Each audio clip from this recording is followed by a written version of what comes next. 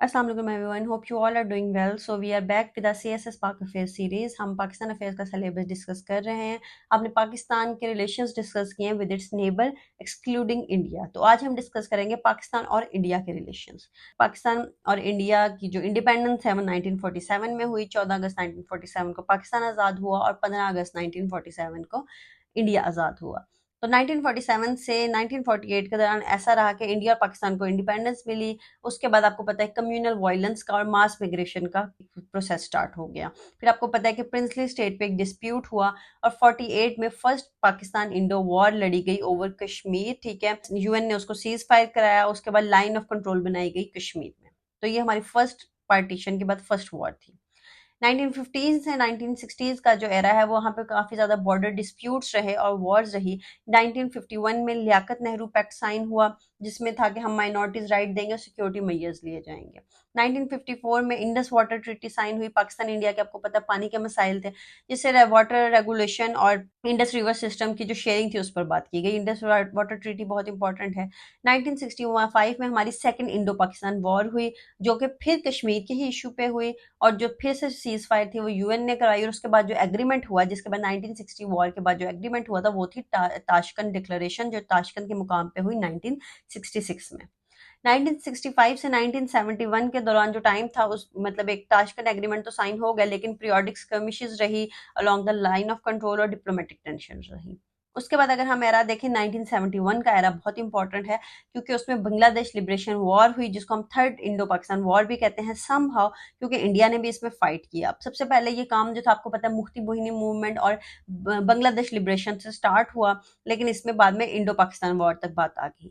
1971 में Bangladesh liberation war हुई, जिसके बाद बांग्लादेश बन गया। इंडिया ने सपोर्ट किया बांग्लादेश के इंडिपेंडेंस के स्ट्रगल को और समहाउ इग्नाइट भी किया।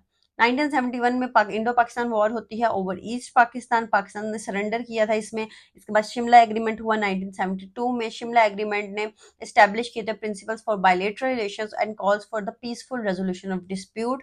और शिमला एग्रीमेंट इसलिए भी बहुत ज़्यादा इंपॉर्टेंट है क्योंकि शिमला एग्रीमेंट के बाद जो कश्मीर एक इंटरनेशनल इशू था, इसको बायलेटरल इशू मान लिया गया।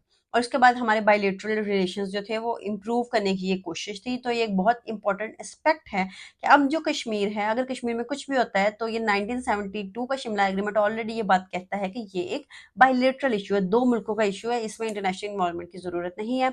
लेकिन still we go to UN even after the Shimla agreement. उसके बाद अगर हम बात करें 1980s और 1990s में, तो उसमें न्यूक्लियर टेस्ट हुए और कारगिल कन्फ्लिक्ट स्टार्ट हो गया।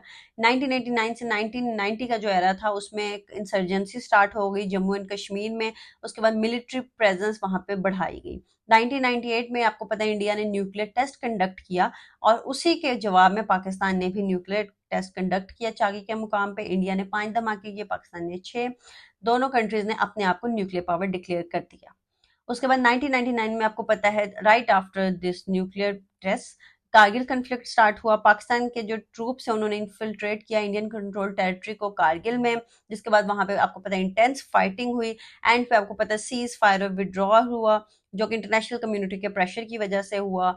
और उसके सारे सिनेरियोज आपको पता होगा। व्हाट इज 1999 का कारगिल वॉर कन्फ्लिक्ट। पाकिस्तान का बहुत ज़्यादा अगर देखें तो आर्म्स लॉस बहुत ज़्यादा हुआ, मिलिट्री का लॉस बहुत ज़्यादा हुआ, क्योंकि एट द पीक इसको ख़त्म करना पड़ा। और उसके बाद आपको पता है कि कारगिल के मुकाम से जब फौजी नीचे उतर रहे थे तो वो बहुत ज़्यादा वहाँ पे उन्हें शहीद किया गया एंड सो ऑन। 2000 से 2020 के पीस इनिशिएटिव और टेररिस्ट अटैक्स की बात करें तो 2001 में आपको पता है कि अटैक हुआ था इंडियन पार्लियामेंट पे। और इसकी जो इंडियन इन्हें कहा कि पूरी जिम्मेदारी है पाकिस्तान बेस्ड मिलिट्री ग्रुप्स पे डाल दी गई। और उसके बाद पाकिस्तान और इंडिया का एक मिलिट्री स्टैंड ऑफ रहा 2001 से 2002 तक। 2003 में इंडिया पाकिस्तान का सीज एग्रीमेंट साइन हुआ along the line of control.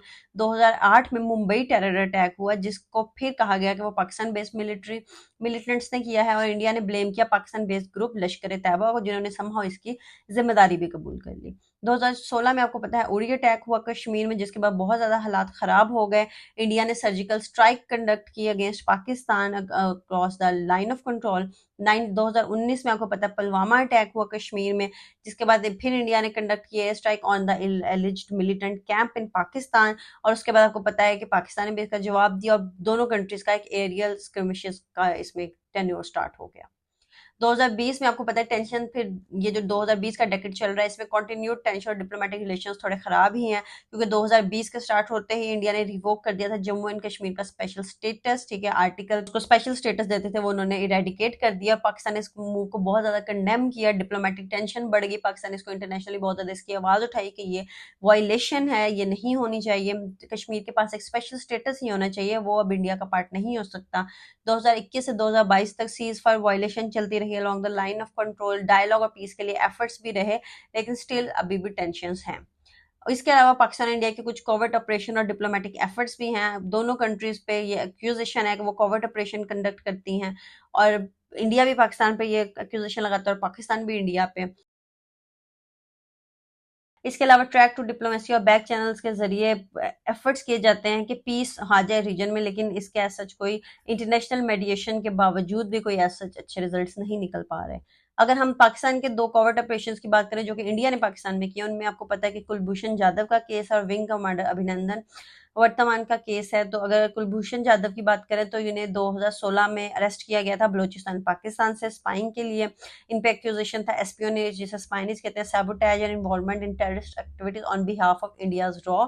और इसके बाद इन पे लीगल और डिप्लोमेटिक प्रोसीडिंग चली, आईसीजी की इंटरवेंशन हुई और इनको 2019 में रिलीज कर दिया गया। इस तरह अगर अभिनंदन की बात करें तो इनको 27 फरवरी 2019 में पाकिस्तानी एडमिनिस्ट्रेटिव कश्मीर से कैप्चर किया गया और कहा गया कि इनकी इन्वॉल्वमेंट थी in the aerial combat during heightened tension between India and Pakistan. और 1 मार्च 2019 को इनको भी रिलीज कर दिया गया as a gesture of goodwill amid international pressure and de-escalation efforts. So basically ये दो कॉवर्ट ऑपरेशन जो इंडिया ने किए, जो पब्लिक भी हो गए, और फिर आईसीजी की इंटरवेंशन की वजह से, इंटरनेशनल इंटरवेंशन की वजह से इनको रिलीज भी कर दिया गया।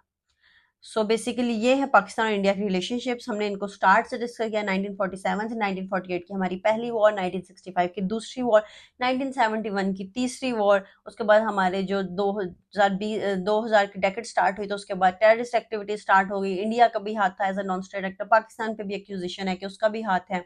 और उसके बाद आपको पता है कॉवर्ट ऑपरेशंस हुए, फिर इंडिया ने जो स्पेशल स्टेटस वायलेट किया कश्मीर का, और ये साइज की वजह से हमारी जो टेंशन थी वो मजीद बढ़ गई। अभी एट प्रेजेंट हमारी जो टेंशन हैं वो चल ही रही हैं, हमारे कोई ऐसा कोई भी बायलेटरल ट्रेड एग्रीमेंट्स नहीं चल रहे, कोई भी बायलेटरल ट्रेड नहीं हो रही।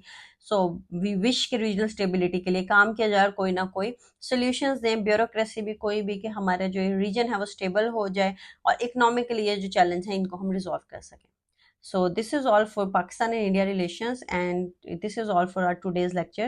We'll see you in our next video. Till then, stay tuned. Allah Hafiz.